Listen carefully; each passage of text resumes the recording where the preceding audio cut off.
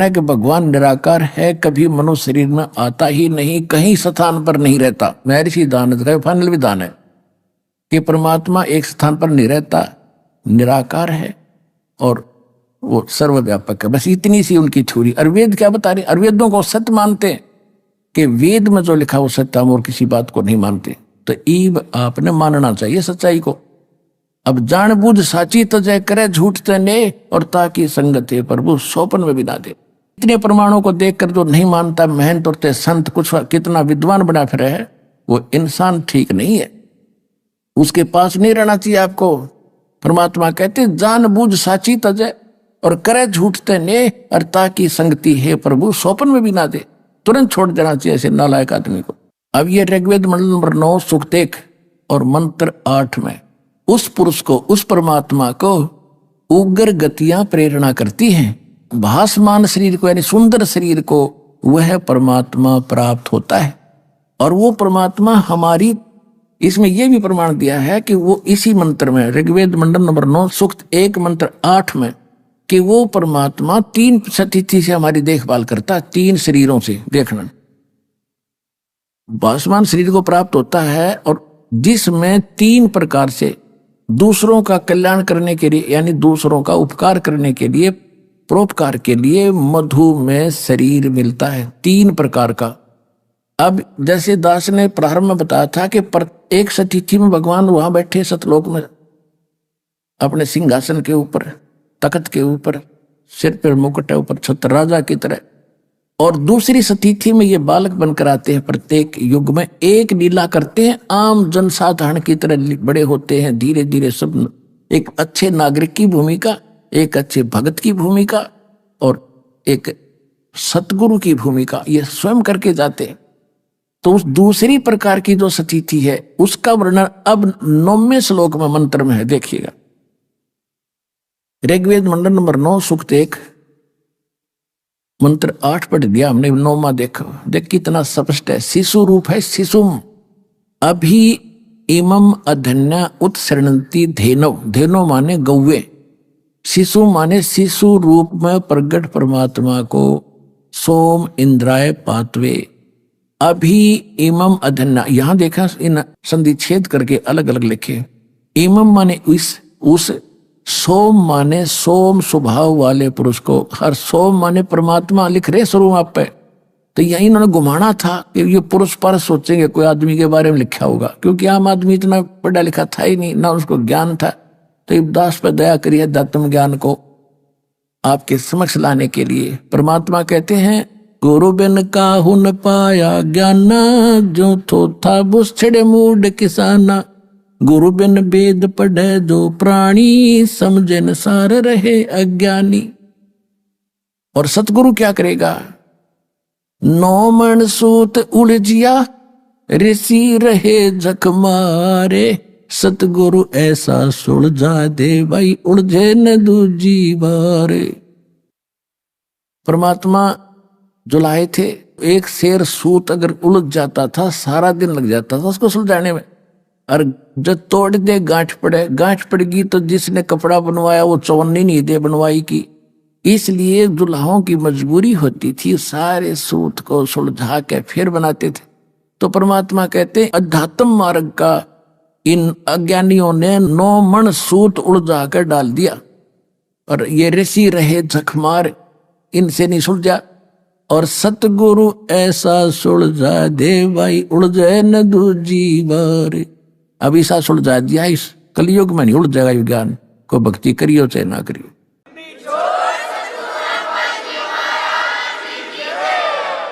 अब देखिएगा, ऋग्वेद मंडल नंबर 9 सूक्त 1 मंत्र 9 पढ़ रहे हैं। इमम माने उस, सोम माने परमात्मा को, जो शिशुम यानी शिशु रूप में कुमार अवस्था में, अभी अधन्या, अधन्या माने लिख दिया अहिंसनीय, धेनो माने गौवे। अब अहिंसनीय नहीं, हमारे देसी भाषा है या हरियाणा की, जो गाय बिना दनाई हो ना, नए दूध ना हुई हो, गर्भ ना रहा, उसको कहते हैं ये बिना दनाई है, अधन्या, बिना दनाई। और उसको संस्कृत में अधन्या यानी जो धनाई नहीं है, जो बैल ने टच नहीं की है सांड ने। और अभी अभी यानी कंप्लीट, परिपूर्ण, पूर्ण रूप से, सर्व प्रकार से, यानी कंवारी। अभी अधन्या, ये कंवारी के लिए वो है प्रमाण। देखिए, अभी अधन्या, सब प्रकार से अधन्या माने बिना धनाई, यानी कंवारी। अभी अधन्या इकट्ठा ही लिखना था। अभी अधन्या माने कंवारी गौओं से उनकी तृप्ति करती हैं, वो कंवारी गायें उनकी तृप्ति करती हैं। किसकी? उस शिशु रूप धारण, बालक रूप धारी परमात्मा की बालक अवस्था में ये अभियदना माने कंवारी गौवें तृप्त करती है, उनकी परवरिश की लीला कंवारी गायों से होती है। ही इज गॉड, जो ऐसी लीला करता है। तो यह करी किसने थी? 600 वर्ष पहले उस कबीर परमात्मा ने उस धानक जुलाहे को कहा करते थे, वो थी। और जिन महापुरुषों ने परमात्मा को जाना, जिनको मालिक तीसरी सतिथि में आकर मिले थे, आदरणीय धर्मदास साहिब जी, आदरणीय नानक साहिब जी, आदरणीय मुल्कदास साहिब जी, आदरणीय दादू साहिब जी, आदरणीय गरीबदास साहिब जी, आदरणीय गीसा दास साहिब जी, इन महापुरुषों ने क्या बताया है?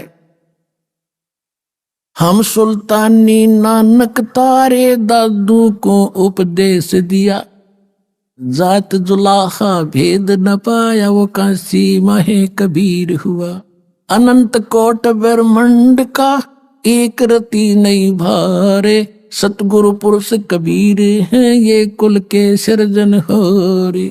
ये भी स्पष्ट कर दिया गरीबदास साहिब जी ने कि मैं, इंक्लूडिंग मी, इब्राहिम सुल्तान अधम, दादू जी और नानक जी को भी उन्होंने पार किया। हम सुल्तानी नानक तारे दादू को उपदेश दिया, जात जुलाहा भेद न पाया, वो काशी माहे कबीर हुआ।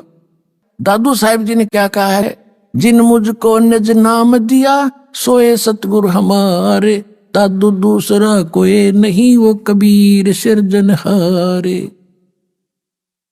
अब नानक साहिब जी ने क्या कहा है? गुरु ग्रंथ साहिब की जो वाणी है वो स्वयं नानक साहिब जी के मुख अरविंद से उतरित है, महिला पहला की वाणी है। 24 नंबर पृष्ठ पर, तेरा एक नाम तारे संसार में, एहो आस एहो आधार, फाई सूरत मुलुक की वेश, ए ठगवाड़ा ठगी देश, खरासियाना भोता बारिये, धानक रूप रहा करता। गुरु ग्रंथ साहिब के 721 पृष्ठ पे लिखा है कि एक अर्ज गुप्तम पेश तो दर कून करतार, हक्का कबीर करीम तू बे अपरवरदिगार। उसमें नाम लिखा है दाता का कि हे कबीर परमात्मा, हे हक्का कबीर माने हे सत कबीर, हक माने सत, हक्का कबीर करीम तू बेऐब परवरदिगार, और सारी सृष्टि का रचनहार तू ही करतार। फिर 731 पृष्ठ पर लिखा है कि अंधला नीच जात परदेसी मेरा, छिन आवे तिल जावे, अर्जा की संगत नानक रंदा, कैसे मोंडा पावे। कति प्रमाणित कर दिया को नीच जात को, जिसने तुम, वो है मेरा परदेसी, मेरा साथी, यानी मेरा भगवान। एक सेकंड में यहां देखता हूं, एक सेकंड में ऊपर पावे। तो इसकी आद और अंत को मैं क्या बताऊं तुम्हारे को। गरीबदास जी ने स्पष्ट कर दिया कि हम सुल्तानी नानक तारे दादू को उपदेश दिया, और जात जुलाहा भेद नहीं पाया, काशी माए कबीर हुआ। तो who is God? Kabir is God, Kabir is God, Kabir is God. बोलो सतगुरुदेव।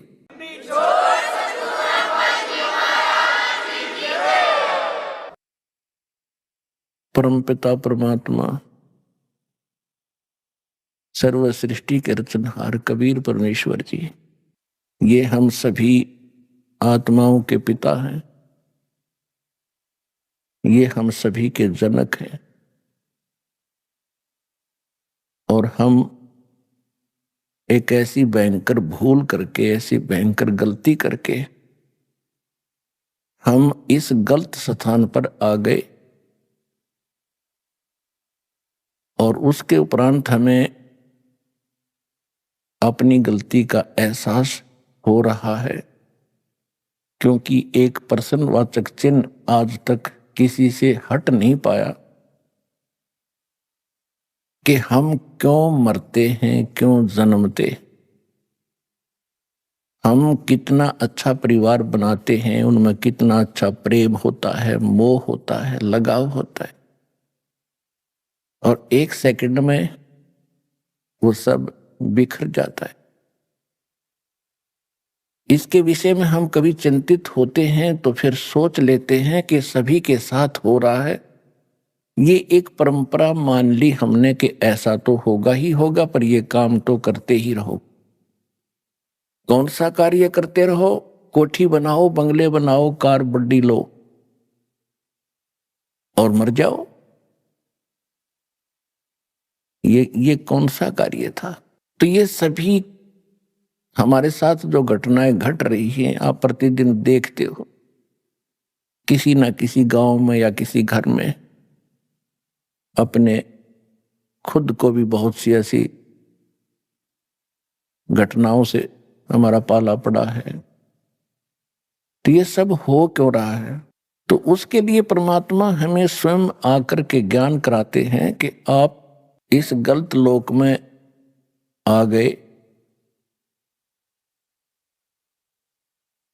और यहां से जाने का जो तरीका है, इस जन्म और मृत्यु के रोग से बचने का जो तरीका है, जो विधि है, वो वास्तविक भक्ति है, वो परमात्मा स्वयं ही बताते हैं। और उसके लिए वो स्वयं सशरीर वहां से आते हैं जहां परमात्मा रह रहे हैं और यहां आकर के अच्छी आत्माओं को मिलते हैं, उनको अपना परिचय देते हैं, फिर यथार्थ ज्ञान समझाते सुनाते हैं।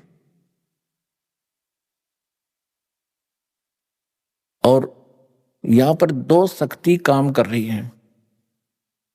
एक तो परमात्मा है और दूसरा ये काल भगवान है।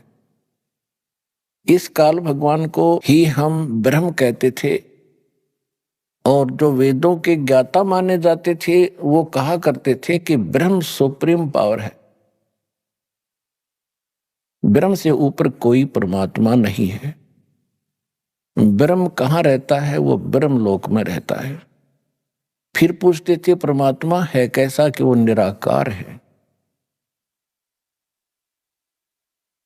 तो पुण्यात्माओं, अब आपको परमात्मा का दिया हुआ वो ऐसा ज्ञान प्राप्त हो चुका है कि उस ज्ञान की तुलना में आप बहुत आसानी से तोल सकते हो, जांच सकते हो। जो हमारे धर्म गुरु ऋषि महर्षि जो हमें ज्ञान दिया करते थे, वो कितने भगवान से परिचित थे, वो कैसा उन्होंने भगवान को जाना था। और परमात्मा ने आकर जो ज्ञान दिया है वो हमारे सदग्रंथों में पहले ही विद्यमान था।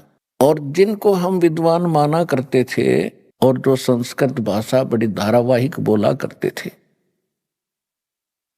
उनके ज्ञान के सतर का अब हमें पता चला। उनको अपने अध्यात्म धर्म ग्रंथों का कै ख भी पता नहीं था, कै ख भी पता नहीं था। ये सुनी सुनाई कथाएं वो सुना रहे थे, फिर आगे उनसे सुनकर कोई और सुना रहे थे। ये एक लोक वेद बनकर हमारे हृदय में समा गया था कि बस इतना ही है ये ज्ञान अध्यात्म, और यही है भगवान जो ये हमें बता रहे हैं। तो इसके ऊपर हमारा कोई भी ऑब्जेक्शन नहीं रहा था। जिस भी धर्म में हम जन्मे थे वही कथाएं हम परंपरागत सुनते आ रहे थे और हम संतुष्ट हो चुके थे कि जो साधनाएं मैं कर रहा हूं मेरा साथी भी कर रहा है, रिश्तेदार भी कर रहा है। जहां जाते हैं उसी प्रकार मंदिर में जाते हैं, मूर्ति पूजते हैं, जल चढ़ाते हैं या कोई मंगलवार का प्रसाद बांट देते हैं, व्रत रखते। ये था एक लोकवेद। और ये त्रुटि थी हमारे अध्यात्म गुरुओं की।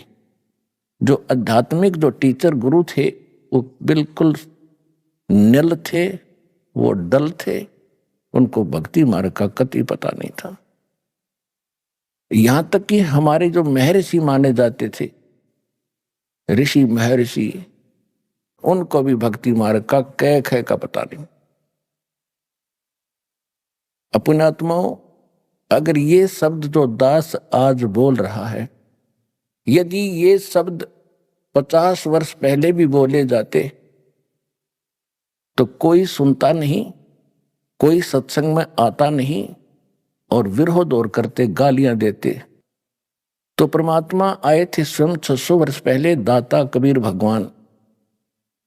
वो यही ज्ञान दिया करते थे जो दास आज उनका बताया हुआ आपको सुना रहा हूं। और उस समय जब परमात्मा यही ज्ञान बताया करते थे, उनको कितनी यातनाओं का सामना करना पड़ा, उनकी जीवन लीला से खूब जाना जा सकता है। इन्हीं के कारण उनको उबलते हुए सरसों के तेल के कढ़ाई में जलते हुए में जैसे पूरी तारते हैं से उबलता हुआ, उसमें डाल दिया भगवान को। समर्थ परमात्मा अविनाशी है, उनको कुछ नहीं हुआ। घेरे कुएं में, बहुत गहरा कुआं होता था, 200-200 फुट नीचा, जल नहीं था, उसमें डालकर ऊपर से मिट्टी, गोबर, छड़े, कांटेदार झाड़ियां से ठोक दिया। परमात्मा थे वो बाहर बैठे पाए। कहने का भाव ये है कि वो तो भगवान के साथ ऐसा हुआ था, अगर इस दास के साथ हो जाता तो पहले झटके मर लेता। तो इसलिए परमात्मा ने ये तरीका अपनाया कि पहले तो भगवान वो ज्ञान देकर गए, और जो विरोध कर रहे थे हमारे धर्मगुरु पंडित, वो कहते थे इसको कुछ नहीं मालूम, ये झूठा है, ये क्या जाने वेदों और गीता को, क्या जाने ये पुराणों के विषय में, इसको संस्कृत भाषा नहीं आती। तो ये हमारे हृदय में घर कर गई ये बात उनकी कि कबीर जी अशिक्षित हैं, और हमारे धर्म गुरु काशी विद्यापीठ से ये पढ़े हुए हैं, और हमारे सदग्रंथ भी संस्कृत भाषा के अंदर ही लिपिबद्ध थे। तो जिस कारण से हमें अपने उस नकली धर्म गुरुओं पर अविश्वास नहीं हुआ कि ये झूठ बोल रहे हैं, कि कबीर जी गलत ज्ञान दे रहे। तो परमेश्वर ने इसलिए ये शिक्षा आपको दी है। आपको अभी तो शिक्षा का जो उद्देश्य है यही मान रखा है कि ज्यादा से ज्यादा कमाई करूं, धन जोड़ूं, कोठी बनाऊं और कार लूं, अपना बेटा बेटी को पढ़ाऊं, ये उच्च अधिकारी लगे, घनी माया जोड़ें।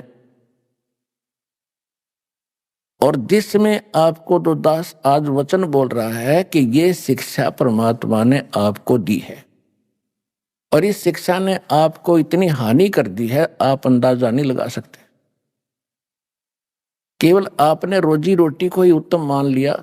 ये रोजी रोटी तो परमात्मा, आज से पिछले इतिहास देखो, हमारे दादे परदादे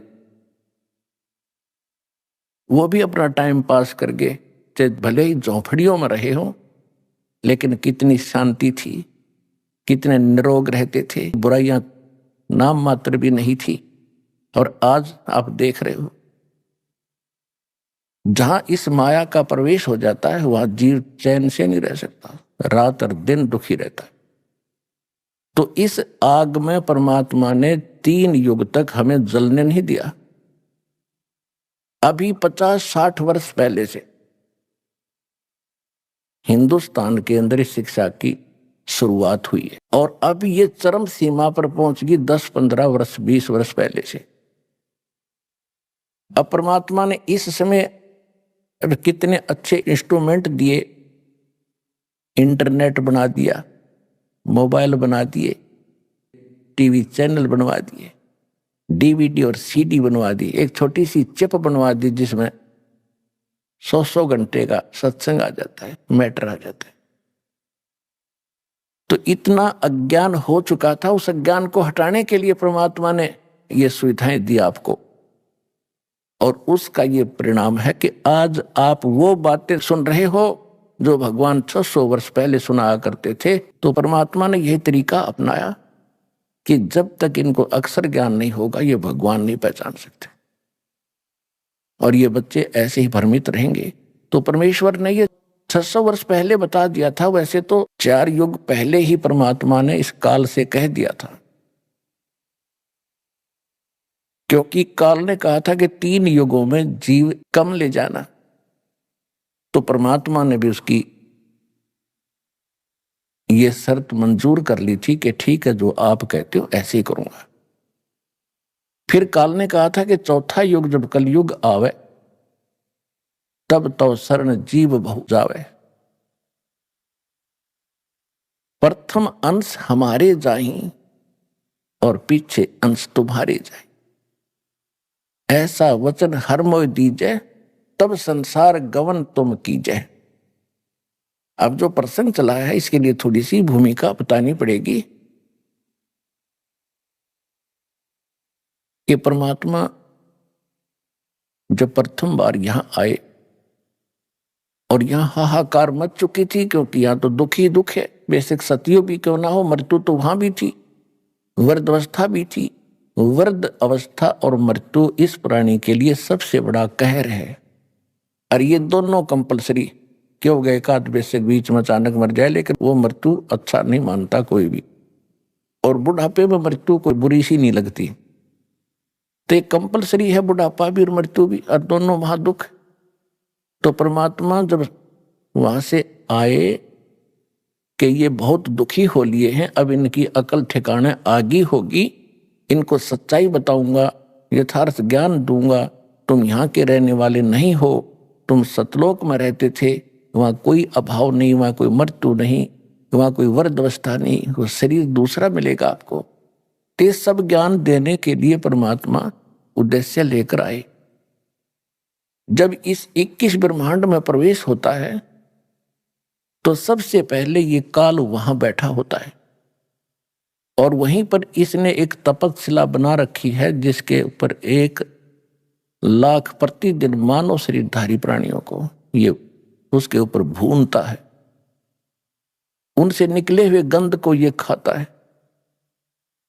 और जीवात्माएं फिर अपने कर्मानुसार पुनर्जन्म के अंदर आ जाते हैं। यहां एक ऐसा रूटीन बना रखा है, ऐसा प्रोसेस है, इसका प्रोसीजर है। तो जो ही परमात्मा वहां आकर खड़े हुए, कहां पर, 21वें ब्रह्मांड के सबसे पहले स्थान पर, जहां पर 1,00,000 मानव शरीरधारी प्राणियों को भून कर खाने का इसने सिस्टम बना रखा है, तपस्शिला। एक पत्थर की टुकड़ी बहुत बड़ी जो स्वतः गर्म रहती है, और वहां पर 1,00,000 प्राणी जल रहे थे, उनके पास परमात्मा आकर खड़े हो गए। जो ही भगवान उनके पास आकर खड़े हुए तो उनकी जो तपत थी, जो आंच थी, वो नहीं लगी। टुकड़ी ज्यों की तो गर्म थी, ऐसे ही उसमें से लपट निकल रही थी, लेकिन उन जीवों को जो वहां बैठे थे उसमें भुन रहे थे, उन पर आंच लगनी बंद होगी और वो बैठ गए सारे। तब सामने भगवान को देखकर उन्होंने कहा कि हे परमात्मा, हम कौन से कर्म का दंड यहां भोग रहे हैं। उन्होंने सोचा यही है भगवान, ये आ गया सामने खड़ा है। परमेश्वर कबीर जी ने कहा कि तुम जो ये सजा भोग रहे हो, ये तुम्हारे नीचे की कर्मों की नहीं, ये तो सतलोक में तुमने गलती की थी उसका दंड है। फिर परमात्मा ने सृष्टि रचना सुनाई उनको कि तुम पहले वहां रहते थे जहां से मैं आया हूं, वहां कोई मृत्यु नहीं थी, वहां जन्म नहीं था, कोई रोग नहीं था, किसी चीज का अभाव नहीं था, और तुमने ये गलती की थी। जो यहाँ का भगवान है, 21 ब्रह्मांड का जो स्वामी है, ये काल है, ये ज्योत स्वरूपी निरंजन है, इसको ब्रह्म कहते हो तुम। तो इसने एक गलती की थी ऊपर, इसको श्राप लगा था उस कारण से कि 1,00,000 मानव शरीरधारी प्राणियों को यज्ञ खाओगा, और तुमने गलती की थी कि भगवान को छोड़कर तुम इसके साथ यहां पहुंच गए। वो दंड तुम ये भोग रहे हो, तपस्शिला। और अब जाओगे नरक में, वो तुम यहाँ के कर्म भोग रहे हो। कोई गधा बना है, कोई पशु बना है, कोई पक्षी बना है, कोई जलचर बन रहा है। और उस तपस्शिला के ऊपर सभी गए हुए थे, धर्मगुरु भी थे, आम जनता भी थी। उस समय सबकी अकल ठिकाने थी कि हमसे कोई भूल बड़ी है, जिस कारण से गुरु भी वहीं तपस्शिला पर भूलने जा रहे थे, और 1-2 चेला भी साथ मर रहा था, उसके साथ गया था। तब परमात्मा से उन्होंने पूछा, भगवान ऐसी कौन सी साधना है? तो परमात्मा कबीर जी ने बताया कि मैं जो विधि बताता हूं इसमें एक सतनाम है, एक सार नाम है। उसकी भक्ति से तुम पूर्ण मोक्ष होगे, इस तपस्या पर नहीं आओगे। तब वहां तो मरते सभी कह रहे थे भगवान हमने वो मंत्र दे दो, हम खूब भक्ति कर लेंगे। परमात्मा बोले कि अब तो वो बात तुम्हारे हाथ से जा चुकी है। जब तुम जाए धरो जग नर देहा, तब तुम करना मेरे सत शब्द सनेहा। जब कभी तुम्हें मनुष्य जीवन प्राप्त हो, तुम्हारे संस्कार अच्छे हो, मनुष्य जीवन प्राप्त हो, और मेरा कोई दास उस सतनाम को दे रहा हो, वहां जाके नाम लेना, उस नाम से मोक्ष होगा। तब वो कहते हैं भगवान बहुत भारी भूल बनी हमसे, और अब के मनुष्य जीवन मिल गया तो ऐसा संत खोजेंगे जो सतनाम और सारनाम दे रहा होगा। परमात्मा कहते हैं कि तुम ऐसे वायदे तो मुसीबत में ही करते हो, जब तुम सुखी होते हो तब कभी ये सोचते नहीं। दुख में सुमरण सब करे, सुख में करे ना कोई। जय सुख में सुमरण करो, तो दुख काहे को होए। सुख में सुमरण किया नहीं, दुख में करते याद। कह कबीरता दास की, कौन सुने फरियाद। परमात्मा कहते हैं कि जब तुम पर आपत्ति आती है तो भगवान खोजते हो, और जिस समय तुम सुखी होते हो तो बकवाद खोजते हो। यदि आप सुख में भी भक्ति कर रहे होते तो दुख नहीं होता, और जब आपत्ति आई तो अब कह रहे हो हम भक्ति कर लेंगे, कि अब नहीं बनेगी बात। जब तुम्हें मानव शरीर प्राप्त हो और सतनाम और ये सार नाम का ये कोई प्रचार कर रहा हो, उस संत मेरे से नाम लेकर अपना मोक्ष करा लेना। और जिसको तुम वो धर्म गुरुओं को भगवान बता रहे थे जो मरने के उपरांत तपस्या पर भूने जा रहे थे, नकली, उनसे कह रहे थे कि तुम ब्रह्म को सुप्रीम पावर मानते थे ब्राह्मणों, ये ब्रह्म तो काल है जिसका 21 ब्रह्मांड के अंदर जाल है, उसको तुम समझ नहीं सके, और आप ब्रह्म को निराकार बताते हैं। अब देखो इनको खाने के लिए वो ब्रह्म आ रहा है, वो काल आ रहा है, वो देखो सामने से। अब काल ने अपना टाइम फिक्स कर रखा है, और उस टाइम के समय वो सभी जितनी भी आत्माएं उस तपस्या के ऊपर भुनी जाती हैं, वो भुनने के बाद अपने आप निकल जाती है। तो उसका वो समय हो चुका था, वो उस आहार करने के लिए आया था, उसने सोचा था वो सब चली गई होंगी, लेकिन परमात्मा के सामने ये काल रुक जाता है। यहां पर समय प्रधान है और समय के ऊपर परमात्मा प्रधान है, तो उनको रोक दिया दाता ने, ये दिखाने के लिए कि ये देखो वो आ रहा तुम्हारा भगवान जिसको तुम निराकार कहते हो। सामने क्या देखा? ओछा माथा, लंबे दांत और बड़ा भयंकर विकराल शरीर उसका। कहा मालिक ने कि वो आ रहा है तुम्हारा भगवान जिसको तुम परमात्मा कह रहे हो, जिसको तुम ब्रह्म कह रहे हो, ये तो काल है। जो गीता अध्याय नंबर 11 के श्लोक नंबर 32 में कहता है कि अर्जुन मैं काल हूं और अब सबको खाने के लिए आया हूं, प्रवृत्त हुआ हूं। तू ना युद्ध करेगा तो भी मारूंगा इनको। परमात्मा ने बताया कि ये है वो तुम्हारा भगवान। अब उसको देख करके सब फिर घबरा गए। परमात्मा बोले तुम जाओ यहां से, वो सभी उड़ा दिए वहां से। वो आगे जहां उन्होंने जाना था, धर्मराज के दरबार में आते हैं, वहां उनका अकाउंट तैयार मिलता है, किसने कौन सी जोनी में जाना है, स्वर्ग जाना है, नरक जाना है, या फिर पशु पक्षी बनना है, वो अलग से दंड है। इतने में वो काल भगवान वहां आकर खड़ा हो गया मालिक के निकट। उस समय परमात्मा ने अपना रूप जो था, अपने लड़के जोग जीत, जो सतलोक के अंदर परमात्मा ने सबसे पहले 16 पुत्र उत्पन्न किए थे वचन से, उनमें से एक जोग जीत भी है। उस जोग जीत के रूप में परमात्मा वहां खड़े थे। सामने से वो सरपुरुष जिसको ब्रह्म कहते हैं काल, वो आ रहा था। जब उसने देखा काल ने कि ये जोग जीत कैसे आ गया, उसको ये मालूम था कि परमात्मा का कोई संदेश लेकर आया है ये, क्योंकि अधिकतर परमात्मा उन्हीं को इसके पास भेजते थे जब ये सतलोक में था। तो सबसे पहले काल भगवान ने ब्रह्म ने पूछा कि जोगजी तू यहां किस लिए आया? कोई पिताजी का आदेश है मुझे सुना, उसके बाद फिर मैं तुझे जान से मारूंगा, तुझे ऐसा कूटूंगा तू याद रखेगा। तूने मेरे को सतलोक से निकाला था, मैंने तेरे सामने हाथ भी जोड़े थे, तूने मेरी एक नहीं सुनी थी। और पहले तो मुझे आदेश बता, कोई परमात्मा का लेकर आया है, तो उसके बाद फिर तो हो ले होशियार।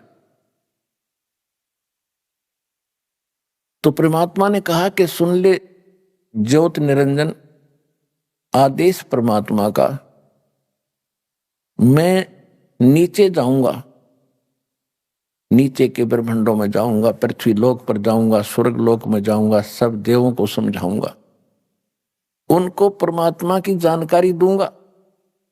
और आपने सबको मिसगाइड कर दिया, सबको गलत ज्ञान बता रखा है, गलत साधना करके कोई कुत्ता बना, कोई गधा बना, कोई सूअर बना है, किसी को कैंसर हुई है, हाहाकार मचा हुआ है, कोई जीव सुखी नहीं इस गंदे लोक में। इनको सच्चा नाम दूंगा, सच्चा ज्ञान दूंगा, सच्चे भगवान की मैं कथा सुनाऊंगा। और परमात्मा ने मुझे ऐसा मंत्र दे दिया सतनाम और सारनाम का, सबको सारनाम और सतनाम दूंगा, सब निर्बाध सतलोक से ले जाएंगे। और तेरी पोल पाड़ूंगा, तू काल है, तू अपने आप में भगवान बन बैठा है यहां पर। काल ने सोचा ये तो मेरा नाश करेगा, मेरा बाग उजाड़ेगा, इसको यहीं अब खत्म करूंगा। इस उद्देश्य से लेकर के कहने लगा जोग जी तू होशियार, तू जाके दिखा नीचे। अब जो ही परमात्मा की तरफ वो दौड़ा अटैक करने के लिए, तो परमेश्वर ने सतनाम का सिमरण किया। उसको ऐसा झटका लगा, वो ऐसा गिरा नीचे, इतना भयभीत हो गया, उसको ऐसा अटैक हुआ। इसमें इतनी ताकत है इस सतनाम के मंत्र में। ये अध्यात्म पावर है, और अध्यात्म पावर बहुत प्रबल होती है। इतना भयभीत हो गया कि वहां से कहते पाताल में जाके गिरा ये। परमात्मा इसके साथ साथ गए, ये बहुत भयभीत हो गया, हाथ जोड़ने लग गया। परमेश्वर ने कहा कि ऊपर ही चलो वहीं, या कोई और सुनेगा हमारी बातों को, तो ऊपर चल। इसको फिर लाए, ऊपर ले गए, और ऐसे गिरा पड़ा रहा नीचे जैसे पक्षी की पंख कट जाती हैं, उड़ नहीं सकता, तड़प रहा होता है। तब इसने पैर पकड़ दिए, नीचे नीचे सरक गए कबीर भगवान के, जब जोग जीत रूप में मालिक वहां खड़े थे। चरण पकड़ के रो रहा है कि तू मेरा बड़ा भाई, मैं तेरा छोटा भाई। छोटे तो गलती कर देते हैं, बड़े अक्षमा किया करते हैं, मुझे माफ कर दो, मैंने तो एक भाई समझकर तेरे साथ ये डिठाई कर दी, ये गलती कर दी, आप तो बख्श। सत साहिब